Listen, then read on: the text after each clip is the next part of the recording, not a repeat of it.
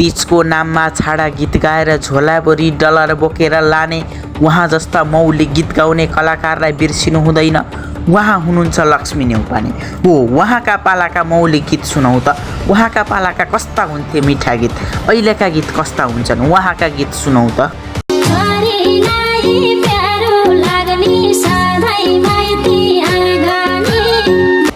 यो पनि सुन्नुहोस् त अहिलेका समयका गीतका गीतहरू। फोनमै माग्ने पप्पी कति साह्रै नट्टी, फोनमै माग्ने पप्पी।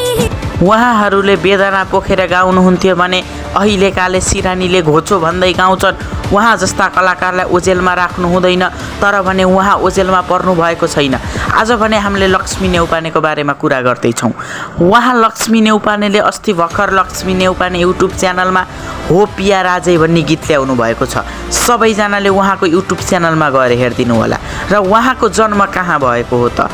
उहाँको जन्म 2033 साल जेठ 20 गते पाल्पाको दरपुक भन्ने ठाउँमा भएको हो। उहाँको स्थायी घर भने बुटोल उपमहानगरपालिका वार्ड नम्बर 16 हो। उहाँ भने बुद्धनगर काठमाडौँमा बसोबास गर्दै आउनुभएको छ। लोकगीत, दोहोरी, तीज गीत, दसैँ तिहार जस्ता उहाँले धेरै गीत गाइसक्नु भएको छ। 2051 सालदेखि साङ्गीतिक यात्रा सुरु गर्नुभएको लक्ष्मी नेउपानेका चर्चित गीतहरू कुन कुन हुन् त? नम्बर 1, मै माग्थे बालापन म तमसक्कै, आजकलका ज्वाइँ राजा, तिज आयो राजै, हो पिया राजै, झल्को माइतीको, स्वामी राजैले, चिटिक्क परेकी आँखा गजले जस्ता उहाँका चर्चित गीतहरू यिनै हुन्।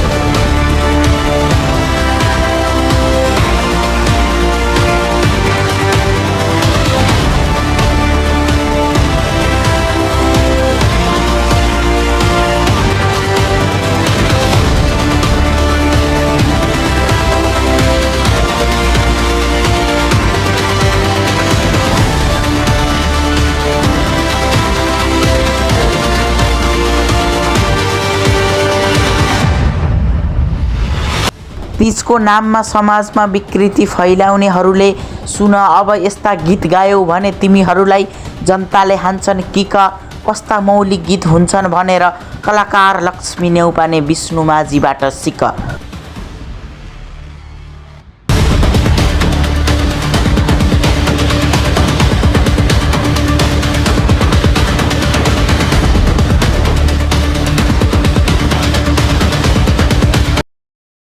भकारीका धान मेरा बहादुरे, भकारीका धान मेरा बहादुरे। ए चुप चुप चुप, ए चुप लाग मेरो भाइ, चुप लाग मेरो भाइ। तिमी यार के गीत गाउँछौ यार तिमी? घरि राँगाले भैँसी, गोरुले गाईलाई, अमेरिकाको डोनाल्ड ट्रम्प मेरै भाइ यो भन्छौ। भकारीका धान मेरा बहादुरे के भने यसको अर्थ के हो? तेरि योभन्दा त बरु मलाई भन नि यार, म लेखेर दिन्छु यार गीत। योभन्दा त राम्रो लेख्छु नि यार, मैले भन्दा राम्रो त लेख न गीत यार। के गाएको यार? घरि के गाछ, घरि के गाछ मेरो भाइ। बरु यो भकारीका धान मेरा बहादुरे भन्दा यो अलि सुहाएन के? अब यसैलाई होइन मिलाएर गाएको भए राम्रो हुन्थ्यो कि होइन?